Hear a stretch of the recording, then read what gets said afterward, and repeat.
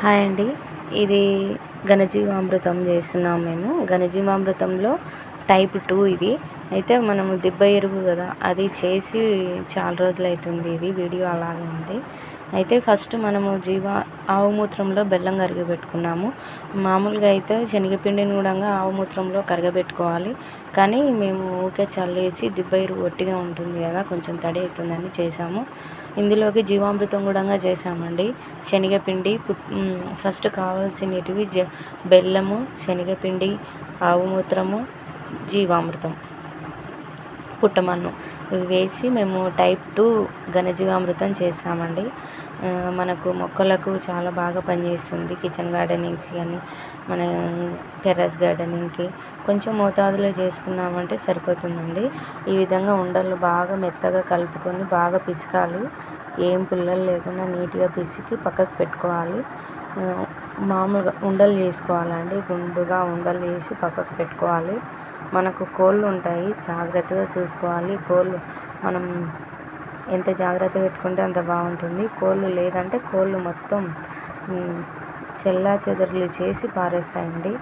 అందుకోసమని నీట్గా అవి ఆరేంత వరకు కొంచెం జాగ్రత్తగా చూసుకున్నామంటే కొంచెం ఆరిన తర్వాత ఒక సంచిలో వేసుకొని, మనం మామూలుగా వంకాయ చెట్టు ఉంటే కొంచెం ఇట్లా పొడిలాగా ఉంటుంది కదా, అవి వేసామంటే అందులో ఉన్న సూక్ష్మజీవులు అనేది మట్టిలోకి కలుస్తాయి. మట్టిలోకి కలవడం వల్ల మనకు చెట్టు అనేది గ్రోత్ బాగుంటుంది.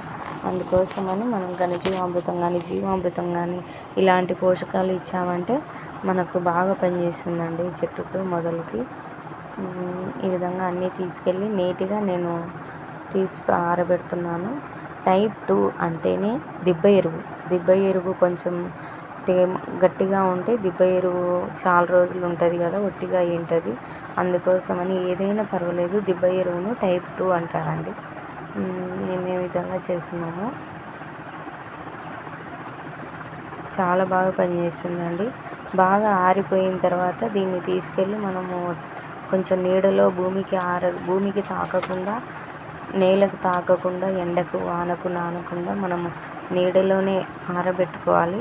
ఆరబెట్టిన తర్వాత వీటిని మంచిగా మనం ఒక గోనె సంచి, గాలి తాకే గోనె సంచిలో వేయాలి. మళ్ళీ ప్లాస్టిక్ సంచిలో కాకుండా గాలి తాకే గోనె సంచిలో వేసి మనము భద్రపరచుకోవాలి. ఎప్పుడు కావాలంటే అప్పుడు మనం చెట్టు మొదలుకి వేసుకోవచ్చండి.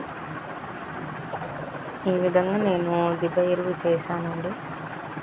ఏదో ఒకటి చేస్తూ ఉన్నామంటే మనకు ఎప్పటికైనా ఉపయోగపడుతుందండి. థ్యాంక్ యూ సో మచ్ అండి. నచ్చితే లైక్ చేయండి, సబ్స్క్రైబ్ చేసుకోండి.